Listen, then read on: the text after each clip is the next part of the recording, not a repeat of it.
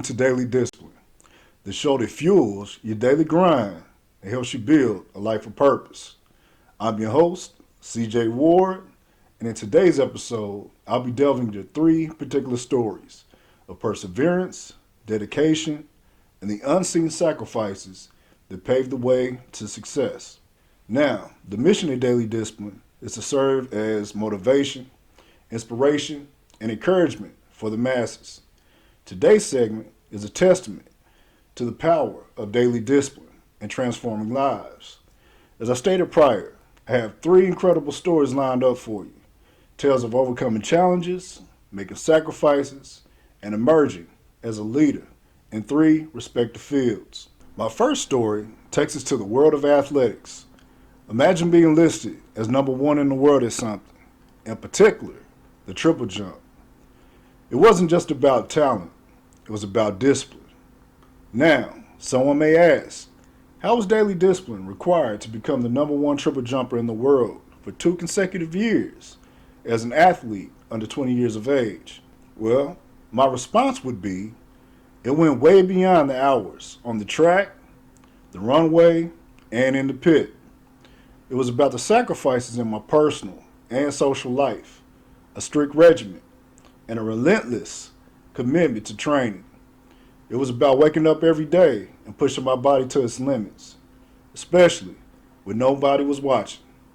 Hey, I can recall moments when my family and I would return from holiday gatherings with my relatives, and I would ask, hey, let's go to the track at the high school. I would say, hey, let's go get a workout in. Even when it was expressed, how are you going to be able to see with the lights out? My response was, what about the car lights? No excuses. Let's go. And, as I stated before, the journey demanded sacrifices in my social life as well. While many of my friends and classmates were indulging in leisurely activities, I was in the backyard, at the track, or in the gym, or spending some time with my family. However, when I did attend social gatherings, hey, I took advantage of the opportunity. So, when some of you used to see me out, that's why I was, let's just say, rather carefree at times. I mean, I'm just saying, I had to have some type of social release. Hey, but I digress. But, again, my commitment went way beyond my training sessions. It became a personal vow to strive for excellence, even when it seemed like the world was doing something completely different. I used to watch hours and hours of track and field footage from the Olympics, World Championships, and other professional events. Why? Well, I used it to break down the techniques of the professionals. I'm telling you, hey, it matters. And plus, I may be telling my age, but oh well. I'm talking about hours and hours of footage on a VCR. Matter of fact, I recall a few tapes snapping from how much, I was watching the film. And plus, I'm telling you, man, if I had YouTube back in the day, man, ain't no telling what could have came about. So, to the youth and others, take advantage. So, yeah, my commitment extended way beyond pushing my body to its limits. It was about going that extra mile, figuratively and literally, especially when nobody was watching. I believe the true measure of an athlete's dedication is seen during those solitary moments when the cheers of the crowd are absent and the only audience is that burning desire from within. See, daily discipline is not a mere routine, it's a way of life. It's about making choices that prioritize the pursuit of excellence over immediate gratification. Understanding that success is a result of commitment, sacrifice, and once again, the relentless pursuit of improvement, even when it seemed like the rest of the world was doing something completely different. Check it out. Richard Smith, 47 6 3/4 mile, Toronto, is the scheduled next jumper. It looks like he has passed, and the next jumper on the runway is our current leader, Jason Ward. Jumper.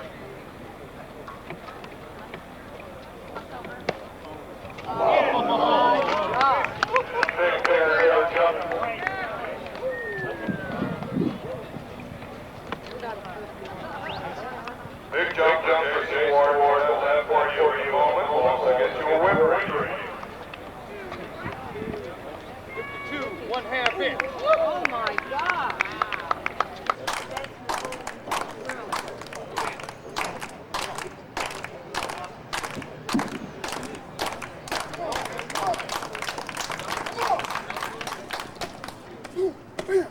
Get it! 41. Qatar, República Dominicana, Portugal, República Eslovaca, República Checa, Rumania, Central African Republic.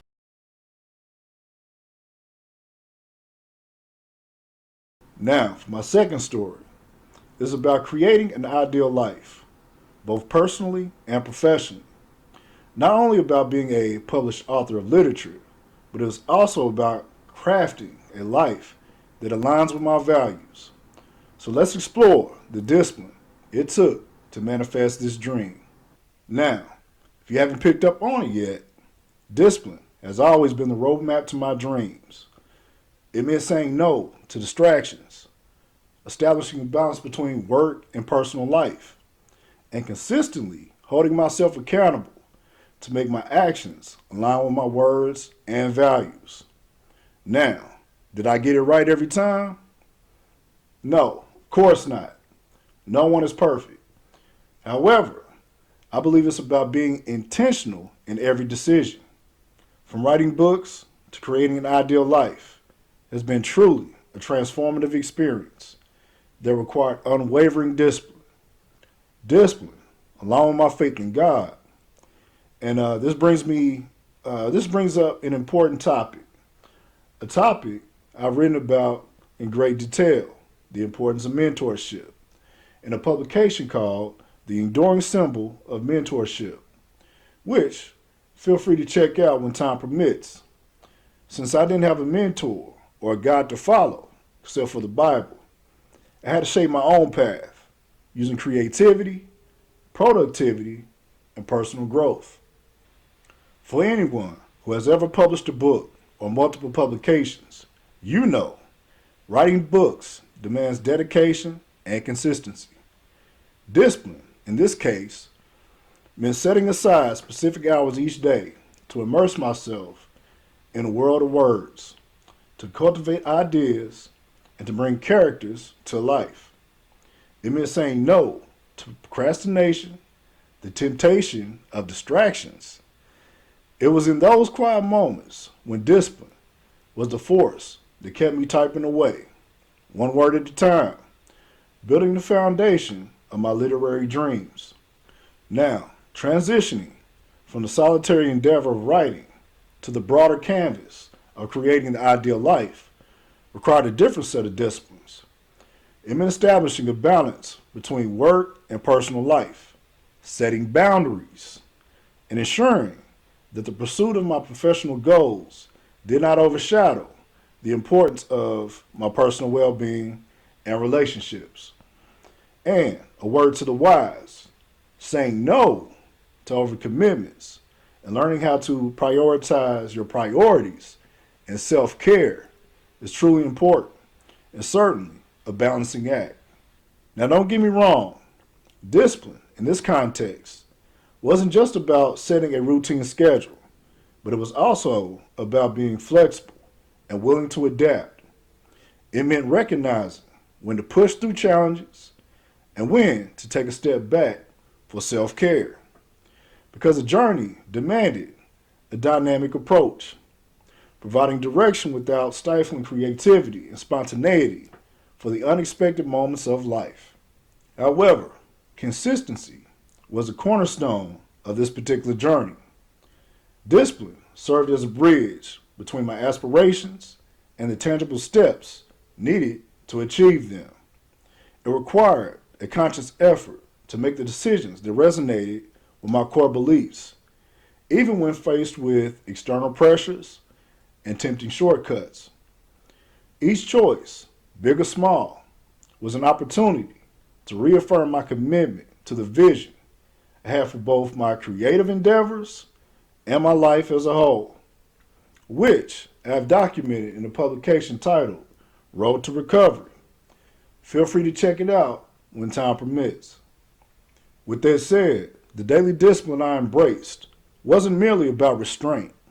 It was a tool for intentionally living a more rational and productive way of life. It allowed me to navigate the complexities of life with purpose and clarity. It became the guiding force that transformed my dreams from desires into reality. Take a look, if you will.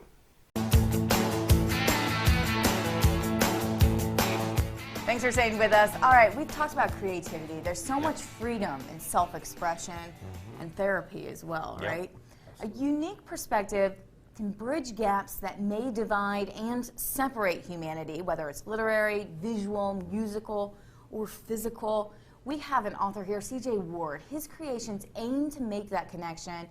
And you're going to tell us all more about this. Thank you so much for being here. Well, thanks for having me. You're Glad to welcome. be here. We're glad you're here. Well, before we talk about your work, tell us about you. Yeah, who is is CJ? CJ Ward? Well, I guess to keep it simple, I'm an educator and also a counselor, and I use literature and fine arts and other modes of self-expression to motivate, inspire, and encourage the community, specifically the youth. So, Okay. Are you from Central Kentucky? I'm actually from Paducah, Kentucky. Okay, so that's where you're I'm local raised. here. Well, that's still Kentucky. So Yes, yeah, absolutely. yeah. So a little west, but Well, what inspires you to do this kind of work? I mean, writing a book's not easy. my life experiences. I believe we're all, born for a purpose and born with a reason, and it's our responsibility to find that purpose and fulfill that reason. So. What more reason than that could you ask for? So, and I see that you've wrote a lot of books. So how many books have you wrote? And like, what direction do you start out when you're writing a book? Does it just come to you overnight, or how does that work? Just specific areas. I actually have 13 to date. I have Bible companions. I also have daily devotions. I have a series of books for elementary girls, and also I have a definite affinity for the mental health aspect, especially the military. Those that deal with PTSD. Also wrote the Warriors Code, and that's kind of the background for that. So. Now, CJ, we talked a lot about how creativity can help with healing and all the diseases and events that people have dealt with in their life. You have a very clear vision, from what I understand, of what you want to do with all of your creations. Yes. What is that? It kind of stems back from my experience. My parents, they were definitely influential. My mother was definitely an advocate, throughout school and throughout life. And, I try to give that to as many as young people and as people in general as possible. And my father gave me a strong work ethic. So during his work, he's taught with special education, and not just special education, but he was also a girls' track coach. So during special education, there was a lot of young individuals that were very welcoming and just full of potential. And those staff members that work with those individuals really made me feel home. So once again, I try to give back. Right. And for the girls, whether they ran track or they played basketball, I saw there were certain things that they didn't receive as far as, that the boys received, or vice versa. So I also felt like I would have to advocate for them as well. So. Right. Great. So when did you actually start on this journey, though? When did you start writing books? How old was you? Tell us a little bit about that. I think I always kind of wrote and jotted things down my whole life, but specifically in 2014. Okay, so not that long ago. Not too long. Honey, you've been writing, and you got 13 books, and that's just been about 5 years ago. Honey, you've been busy. You have been busy. How would you explain Absolutely. what you feel when you release your creative energy? Does that make sense? I mean, what Yes. you're doing is helping other people, but it's probably also helping you. Correct. It's more therapy for me, very therapeutic. Also, not only in literature and other creative aspects, but also even as far as physical awareness and, working out. But it's just been another outlet for me to, try to help as many people as I can. So. Which probably makes it you more empathetic to what people who read your books will feel. Absolutely. During the course of life, I've had to go through some difficult experiences, but I believe those experiences just made me stronger and made me more knowledgeable and more empathetic to others. So I'm able to kind of develop more rapport and really kind of listen to people rather than just listening to respond, but actually listening to hear. Yeah. So. If somebody wants to find your books, where do we find them? Go to cjwardcreations.com and feel free to reach out. I look forward to hearing from you, and I thank you for your support because I'm a true believer in community and community engagement. Well, thank you so much, CJ, for everything you're doing. I love what you're doing, and you keep on doing it. Awesome, I will. And do you have a book in the works right now? I do. No pressure, no pressure. We'll be waiting for it. Well, we have a promotion. The first caller right now is going to get a free book written by CJ Ward. The number is on your screen, so call that. Maybe it'll inspire them to write some books and change lives. I hope so. That's what I'm here for. Well, So. we appreciate you being here. Thank you so Absolutely. much. Thank you for having me. All of you.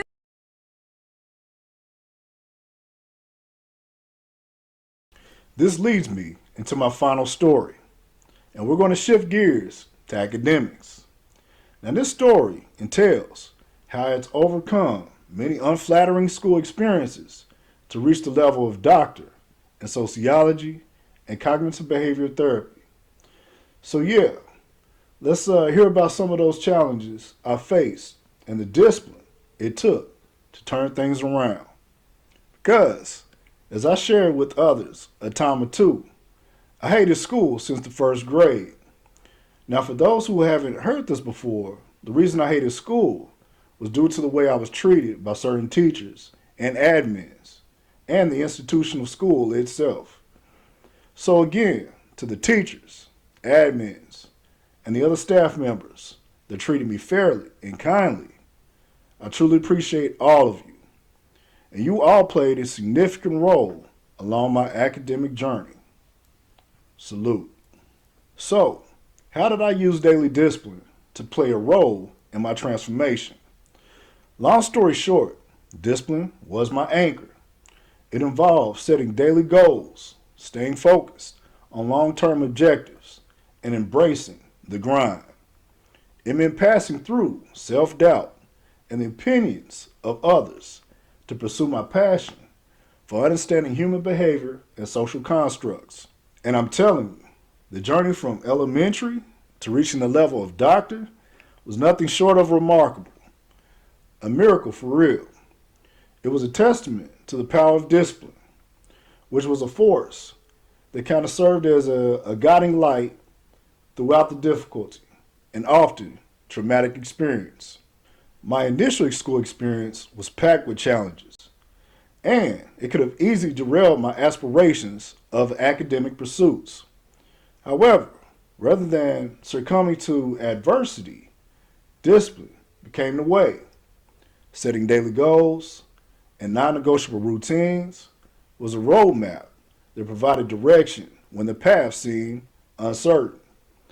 It was through these small, achievable tasks that the larger, long-term objectives began to take shape.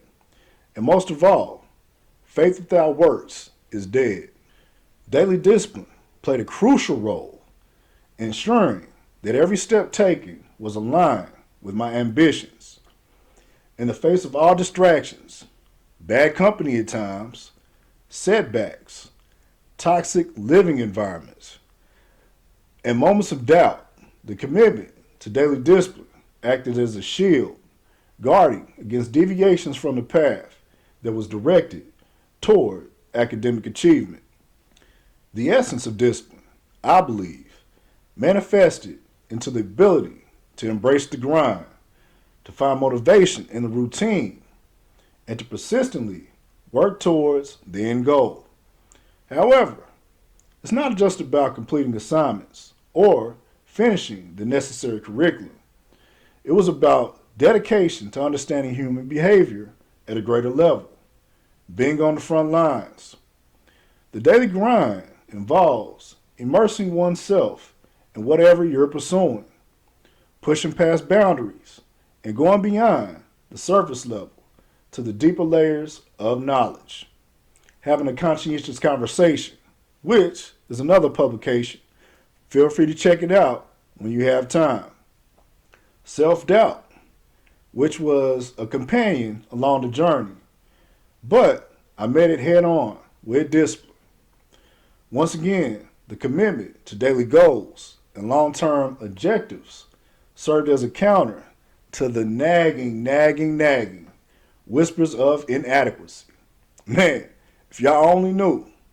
However, discipline became the voice that drowned out all those external opinions and even my inner fears, creating an environment where my passion for understanding of human behavior could thrive. Once again, the transformative power of discipline was not just about achieving academic milestones. It was about the evolution of character, the development of resilience, and the cultivation of a mindset that values the pursuit of knowledge above all else. The journey itself was a testament to the unwavering commitment to discipline, a force that turned adversity into opportunity and passion into expertise. At the end of the day, the journey of ongoing exploration, discipline always remained a steadfast companion. It's the quiet strength that propelled me forward, the anchor that kept me grounded amidst all the possibilities life had to offer. From writing books to athletic and academic accomplishments, discipline has always been the key to unlocking the full spectrum of my potential, turning the abstract into the achievable, and shaping a journey that has been just as fulfilling as it has been diverse. This is Jeff Chrisman, and I'm here today on the Living Arts of Tulsa podcast, and I'm very happy and very grateful to have the opportunity today to be visiting with CJ Ward. CJ, thanks so much for taking the time with me. I appreciate this. Thank you for having me. I appreciate it. Certainly. And what I thought I would do is I first of all wanted to take a moment and honor your work and also honor your participation in the current exhibit at Living Arts, and it's definitely very appreciated. And I thought I would start out the conversation by asking you to share a little bit, just in your own words, about what your work means to you at a deeper level. My work to me means passion, means purpose. Most of my background has been education, specifically counseling and mental health. So most of the things that I do is community oriented, and also, bringing out the best of self. Yeah, thank you so much. And then I was going to ask a little bit just about your artistic perspective and anything, if someone were to ask you, about the artwork, that you create, it would be just really interesting to hear anything that you might share about that, as far as how you look at the world through that work that you do. I've had the opportunity to have a lot of great conversations with a lot of people from, the youth, from, like I said, most of my background has been in education as far as professional wise. So from K through 12, all the way up to the elders, I've had a lot of conversations, and, a lot of people sometimes may feel that their voice is never heard, or they never really have a chance to really speak. So just based on the conversations I've had, I try to bring that to the forefront, especially through art. Yeah, thank you so much. And if I could ask you, just to not to put you on the spot at all, just anything that you might share as far as how if those conversations have changed your perspective in any way, or changed the way that you look at the world, just anything that you might share, just about the effect on you that some of those conversations, or some of the more formative ones that you've had, have possibly changed you in some way. They have changed me, hopefully for the best. I definitely, try to push that way. But it made me more empathetic, and also broaden my horizons. There's a lot of things you may see from just your perspective, but once you're able to see things from other people's perspective, I think you're better able to see everything for a whole, and see where the role and the part you play within that. So. Yeah, thank you so much. And then I was also going to ask if you wanted to share a little bit about the work that you have in this current, as far as in this current exhibit at Living Arts. Would be wonderful to hear anything that you might share about that. So that project came about, very new information to me. I definitely believe in everyone being a student for life. So I'm always trying to learn and expand my mental capacity. But I think I came across the Tulsa race massacre probably I want to say 8 years ago or so, Hmm. and I was like, how is this the first time that I'm hearing about this or learning about this? So, Yeah. once I did my information about it, I continued to, kind of stay abreast of, a few things surrounding that. But I visited Tulsa in November 2019. And once I came, I was like, I have to go see, Greenwood District, Black Wall Street, just from, the research that I've done. And once I did that, I was like, you know what?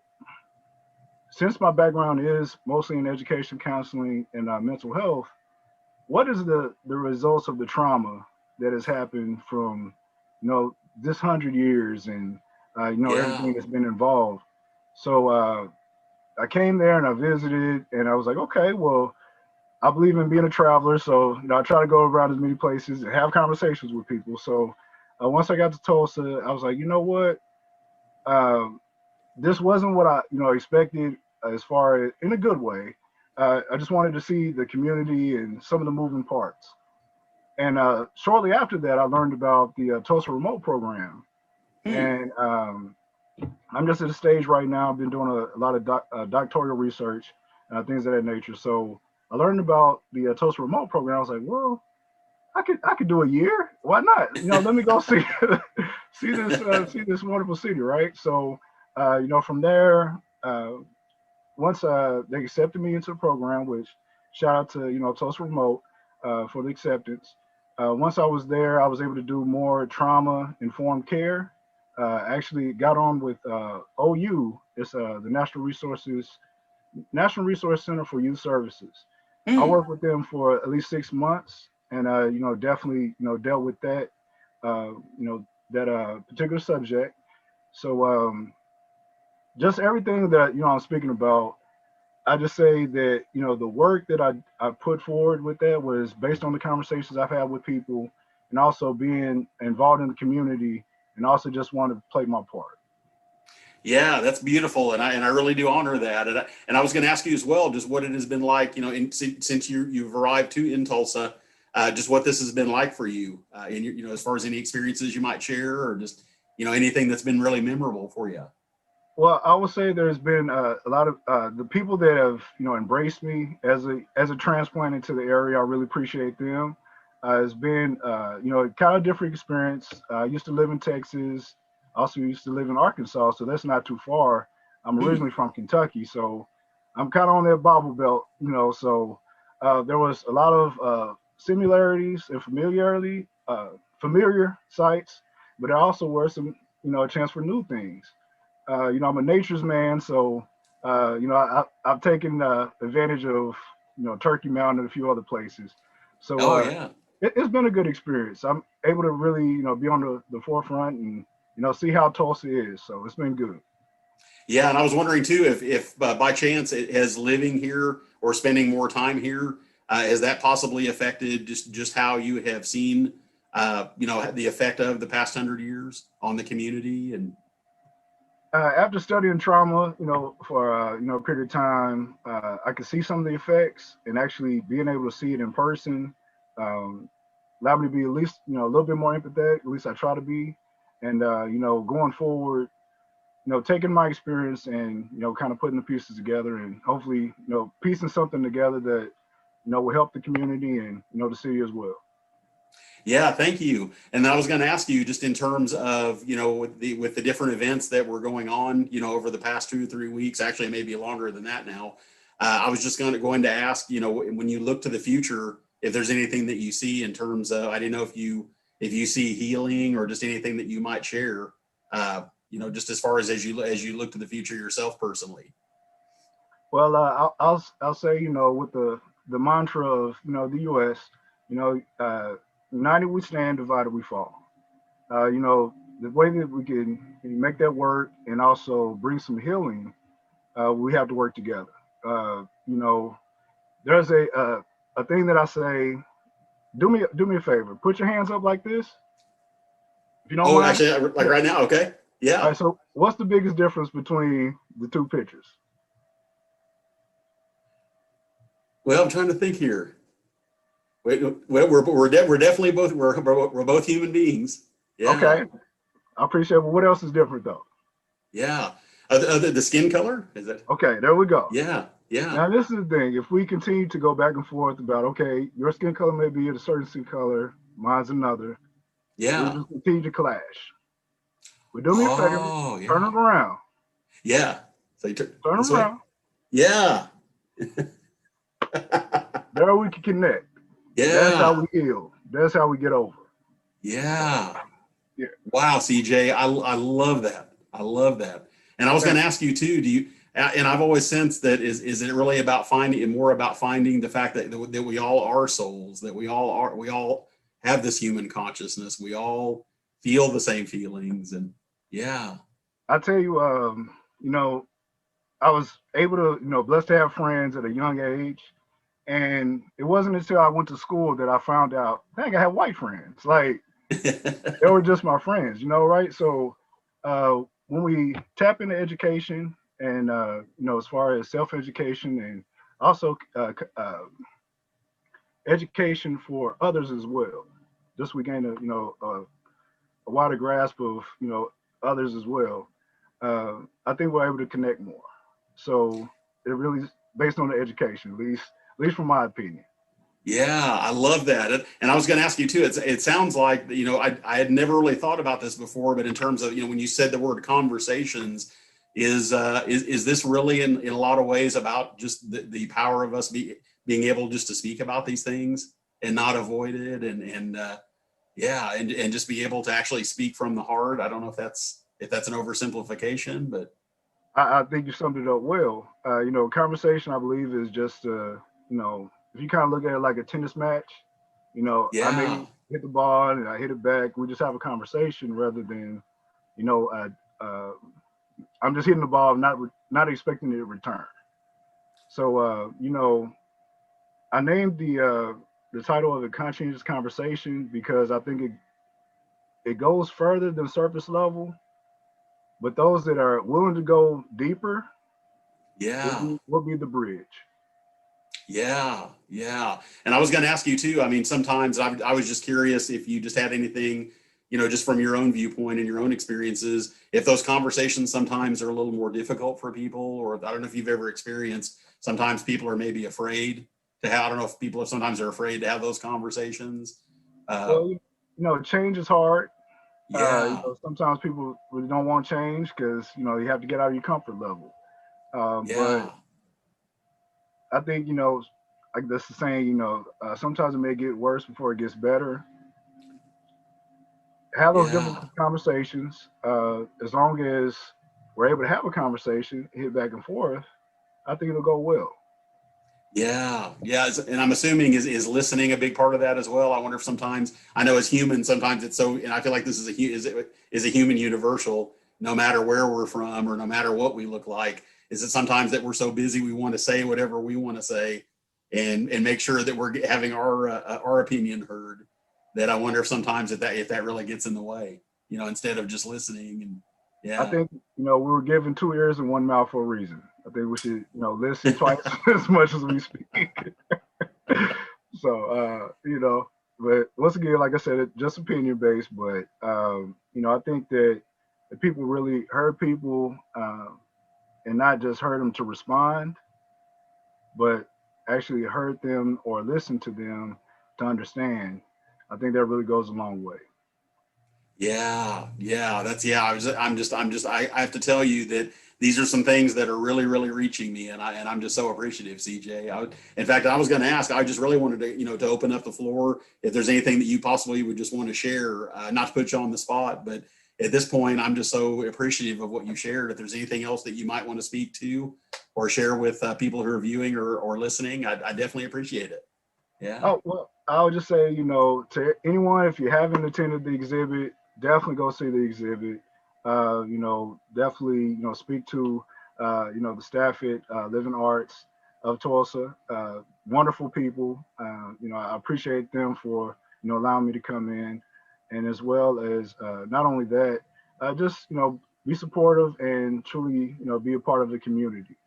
I think Yeah. that we all have a story.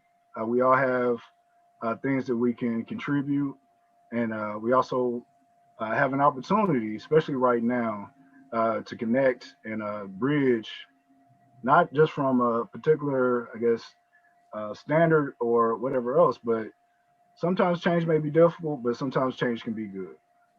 Yeah, thank you so much. Because I feel like that is, to me, that is like, it's like medicine. It's medicine for my ears. It's medicine for the soul. Just knowing that you're right. Sometimes it is difficult, but there really is something good on the other side of that. I Yeah, appreciate that. Thank you. absolutely. And if I could, I guess the last thing I did have a question that just kind of came up, just kind of popped in, just kind of came up intuitively. If I could ask you, what it was like for you when you walked into, after the exhibit opened, and just since I'm not sure, when exactly you were there for the first time, just anything that you might share about your own personal experience, seeing your work with the other work that was there, and just anything that you might share in terms of what it felt like for you. So, well, I attended the opening. I want to make sure I was there and Yeah. supportive. But one thing that I did notice when I went in, I was able to have an opportunity to meet some volunteers, also the artists that were out, the other artists that were involved, and just having open people and people that were thinking more than just surface level. They're appreciative of the art, and also I was looking at some of the art pieces. I was like, I just feel honored just to be included. So Yeah. it was just a good experience. So Yeah, I'm so glad to hear that, and I really do. I cannot thank you enough for being here today and just sharing your heart and speaking about your perspective and your experiences here. And definitely, it's wonderful to have you here in Tulsa, and so glad that you were a part of this exhibit. Really appreciate it. I appreciate it. Thank you for reaching out. Like I said, Absolutely, it was great to meet you. Conversation. So Certainly, thank you.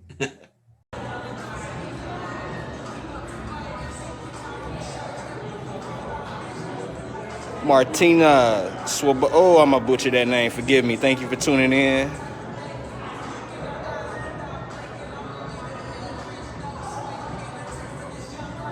I don't know who my man is. He out here jamming though. CJ Ward. Yeah, my man said shout out to CJ Ward. Let's be very clear about that. But those are the 3 stories I have for you today. And I hope today's episode is a reminder that success is not just about talent. It's about the daily grind, the sacrifices made behind the scenes, and the unwavering commitment to one's journey. Now, as I wrap up, remember that your journey is unique, and daily discipline is the key to unlocking your full potential. Thank you all for joining Daily Discipline today. Also, if you enjoyed this episode, don't forget to like, share, and subscribe. And until next time, stay disciplined, stay motivated, and keep building the life you deserve. And as always, I hope this message reaches you well and helps you along the way. Be encouraged and make this day a great day.